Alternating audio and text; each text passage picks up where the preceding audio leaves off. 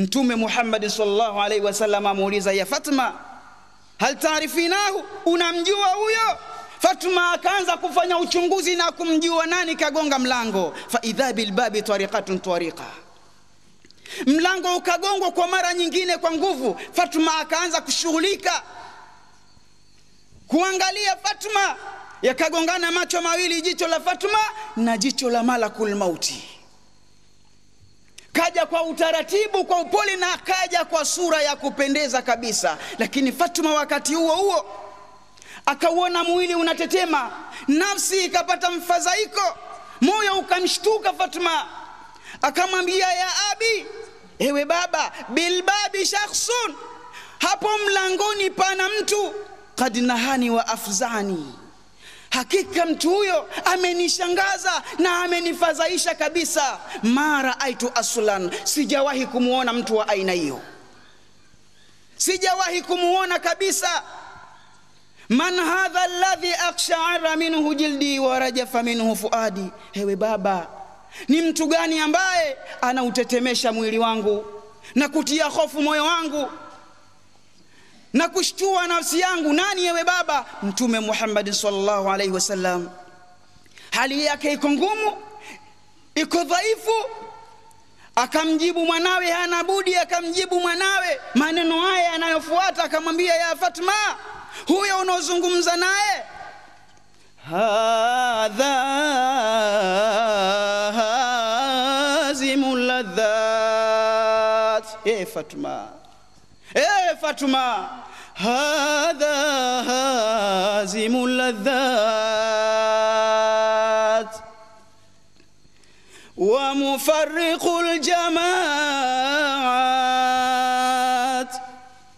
wa mukharribul buyuti wadur wa muammarul qubur wa muyatimul atfal wa murammilun nisa wa mufji'ul ahbab wa mughliqul abwab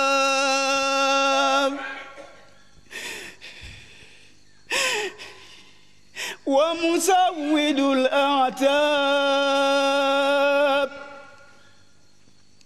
wa khatifu shabab. Hadha malakul maut faftahu lahu albab. Ewe Fatma, hadha hazimul ladhat, huyo ndiye ambaye anakata ladha, starehe unazoziona za dunia, ladha unayoipata we Fatma hii ya dunia. Basi kumbuka kuna siku ladha yako itakatika. Inni la haqa bi rabbi, ewe Fatma, hakika siku ya leo mimi imenifikia haki ya Mola wangu, imekatika ladha yako Fatma ya kuniona mimi baba yako. Hayhata hayhat hala almaut bainahu wa baina ma yashtahi. Ewe Fatma, mauti yanaeka ngome baina yako wewe na yule unayempenda Fatma. Hadha hazimul ladhat, huyo ndo mwenye kukata ladha. Wa mufarriqul jamaat, Fatma ndo mwenye kuwatenganisha walo wengi. Tukikumbuka msiba wa ndugu zetu waliopita ili hatutolisahau, Allah katuwekea kumbukumbu ili tuyakumbuke mauti. Wa mufarriqul jamaat, ndiye mwenye kutenganisha walo wengi. Kumbukeni ndugu zetu waliotoka Unguja wanakuja Pemba, wengi wa Pemba tuliowaandalia, wengine wanakuja kuozesha watoto wao, wengine wanakuja kuonana na waume zao, wengine wanakuja kufanya harusi zao walizokushaposa na kutoa mahari. Lakini kumbuka, chombo kilitoka hata kufika Nungwi, wa inna ilaihi rajiun. Wa mufarriqul jamaat, ndiye mwenye kuwatenganisha walo wengi. Chombo kilianguka, hatukujua sababu nini, msiba ukatuenea. Wa waqa'u tirabu thukul fil ahli wal jiran, likatokea tetemeko la huzuni kwa jamaa na marafiki.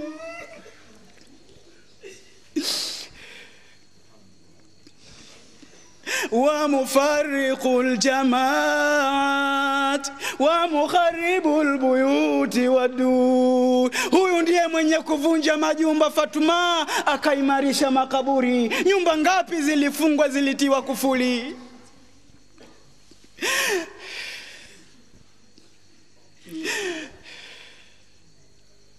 Wa muyatimul atfal, Fatuma huyu ndiye ambaye anasababisha watoto kuwa mayatima. Watoto wengi wako mayatima, wanasumbuka, wanahangaika, imekosekana ladha. Wa mufujiul ahbab, Fatuma huyu ndiye ambaye anatenganisha mpenzi na mpenzi wake. Kaka yangu mmoja kapigiwa simu, ni mke wake, anamwambia mume wangu nakuaga, chombo kishagariki sasa hivi, mimi nakuaga na kuomba radhi, unisamehe mume wangu, niko Nungwi. Wa mufujiul ahbab, huyu ndiye mwenye kutenganisha mpenzi na mpenzi wake, rafiki na rafiki yake, jirani na jirani yake. Wa mughliqul abwab, Fatuma huyu ndiye ambaye anafunga milango. Wa musawidul a'tab, Fatuma huyu ndiye ambaye anapigisha weusi sehemu zenye kung'ara.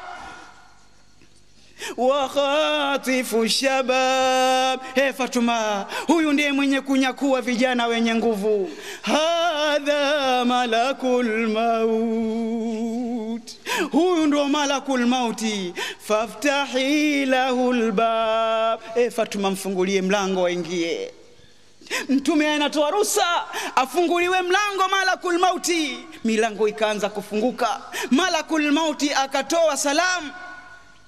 Baada ya kutoa salamu, mtume kaitikia salamu ile, alafu anamuuliza, ya akhi malakul maut, yajiitani zaira am qabidha, leo umekuja kunitembelea au umekuja kuchukua roho? Malakul mauti anamjibu mtume sallallahu alaihi wasallam, anamwambia, ya habibal khalqi, ewe mpenzi wa Allah, ma zatu ahadan min dari dunya, sijawahi kunitembelea yoyote katika ulimwengu mimi kwa mapenzi yangu, isipokuwa nikenda na kwenda kuchukua amana ya Allah niliyotumwa. Lakini umirtu, nimeamrishwa, an akuna bika shafiqa wa alaika raufa, kwako wewe niwe mpole kisha niwe mtaratibu kabisa. Anapata takwimu kamili kama yeye atatolewa roho kwa utaratibu. Mtume sallallahu alaihi wasallam anamwambia, fa in qulta iqbid qabidtu, na leo ukinambia nichukue roho yako we Muhammad, basi nitachukua. Wa in qulta irji, ukinambia rudi, raja'tu, nitarudi, sitochukua. Nimeambiwa nije nitake amri kwako wewe. Mtume kapewa ofa, Mtume Muhammad sallallahu alaihi wasallam anamwambia malakul mauti, billahi alaika, na apa na Allah juu yako wewe, la tuqbidhu ruhi hatta atani Jibril aina taraktahu, sitokukabidhi roho yangu mpaka pale ambapo aje Jibril. Umemwacha wapi?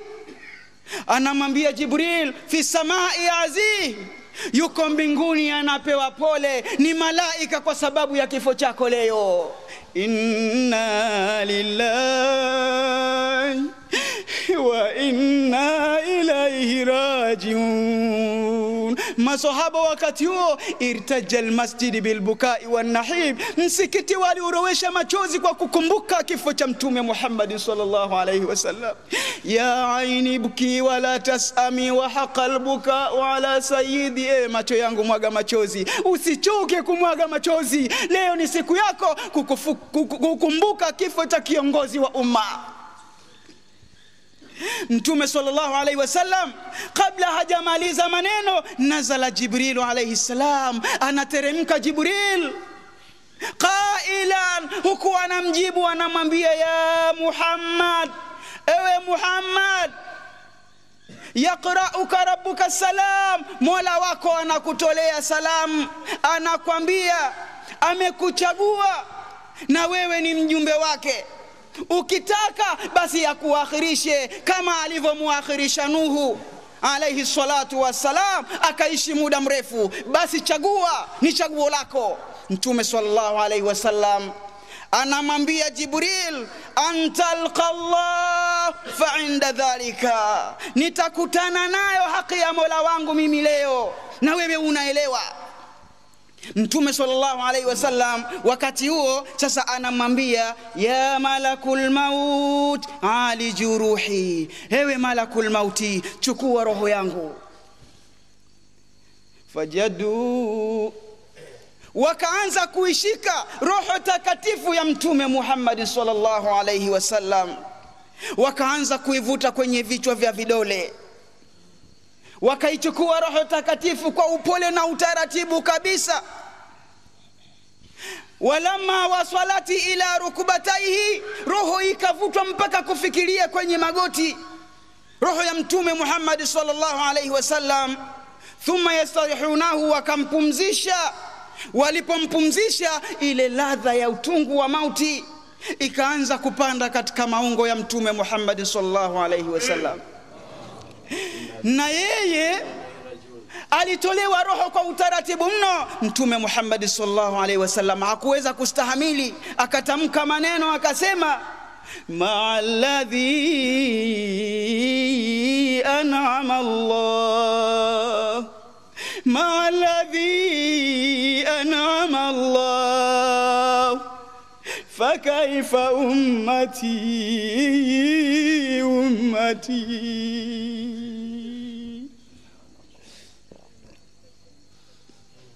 اللهم هون علينا سكرات الموت.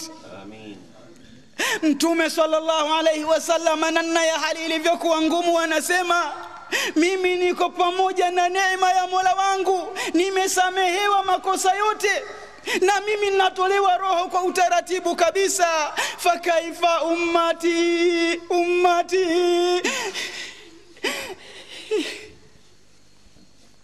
utakuwaje umma wangu siku hiyo?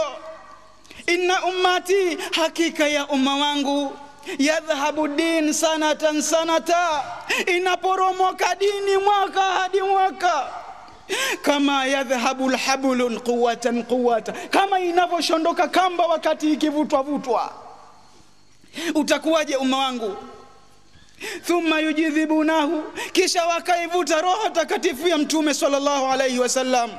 Walamma wasalati ila suratihi, mpaka roho ilipofika kitovuni.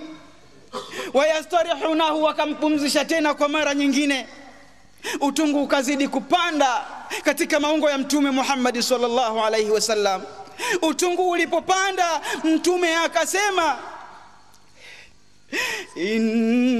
inna maradana ila Allah, inna maradana ila Allah, hakika sisi tutarejea kwa Mola wetu, hakuna njia nyingine ya mkato, njia ni hii tu. Fakaifa ummati ummati, Mtume anaulilia umma, ikiwa umma ndio mimi na wewe. Bado leo dunia tunaiona tamu, tumeona tamu mazingira ya ulimwengu, hatujajiandaa na akhera. Ista'ida lilmauti qabla nuzulil maut, Mtume anatuambia jiandaeni na mauti kabla hayajafikieni mauti. ikavutwa roho ya mtume Muhammad sallallahu alayhi wasallam kwa mara nyingine. Walamma wasalat ila sudurihi, ilipofika roho katika kifua, hali ikazidi kuwa ngumu zaidi kuliko pale. Wakhtalafa bil imbisati wal inqibad shimaluhu wa yaminuhu, anaangalia kulia na kushoto, kushoto na kulia. Anaangalia kulia, anamuona Jibril analia kilio kikubwa, akiangalia kushotoni, maswahaba wanamuangalia. Fabakau ashadda albukai, wakaanza kulia kilio kilicho kikubwa kabisa. Vipi mimi na wewe leo kukumbuka kifo cha kiongozi wa umma, ankadhana min al-kufri wa hadana, aliyetutoa katika ujinga akatuingiza katika uongofu. Macho yangu usichoke kumwaga machozi siku ya leo. Ikavutwa roho ya mtume Muhammad sallallahu alaihi wasallam mpaka kufikiria kifuani. Wayastarihunahu, wakampumzisha.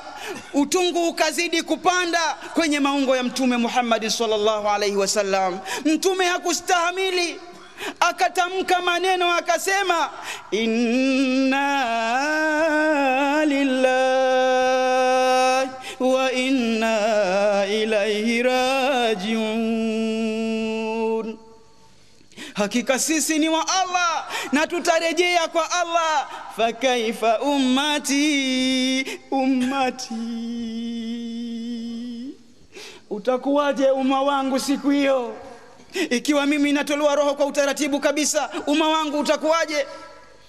Thumma yujidhibunahu, kisha ikavutwa ile roho. Walamma wasalat ila hulqumahu, roho ilipofika kwenye mitulinga, kwenye koo, fashtadda lidhalika karbuhu wa aninuhu, hali ikawa ngumu zaidi kabisa ya mtume Muhammad sallallahu alaihi wasallam. Wakampumzisha, hakustahimili, akatamka akasema, wa karbahu. Fatuma akachukua maneno haya akasema, wa karbahu likarbika alyawma ya abata, hewe baba yangu, siku ya leo naona hali yako imekuwa ngumu kabisa, imekuwa ngumu, imekuwa mzito. Mtume anamjibu mwanawe kwa kumpunguza majozi, anamwambia, ya Fatma, la karba ala abiki ba'da al-yawm wa amanahu ma la ta'khudhu sinatun wala nawm. Fatma, baba yako hajawahi kupata shida kuliko siku shida ya leo, lakini hatopata tena shida. Amemuaminisha yule ambaye halali wala hasizi. Wakati huo mtume Muhammad sallallahu alaihi wasallam, wa inda ra'sihi qadahun, mbele ya kichwa chake kuna chombo, fihi ma, ndani ya chombo hicho kuna maji. Yadau yadahu, anatia mkono wake katika maji yale. Wayamsahu jabinihi, anajifuta katika uso wake kutokana na joto. Mtume Muhammad sallallahu alaihi wasallam, mtume wa Allah, hali ikawa ngumu, anajifuta. Thumma yaqulu, kisha anasema, ar-rafiq al-a'la,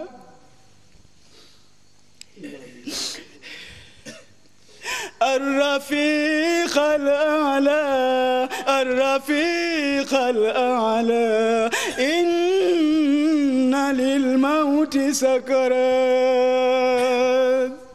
فكيف أمتي أمتي. Mola wangu yuko karibu, leo ni siku ya kukutana na Mola wangu, lakini mauti yamekuwa mazito kabisa, mauti yamekuwa mazito. Utakuwaje umma wangu? Maswahaba wakimuangalia mtume jinsi anavyosumbuka na kuhangaika na kusema maneno hayo, maswahaba wakatamka maneno wakasema, hasbunallahu wa ni'mal wakil.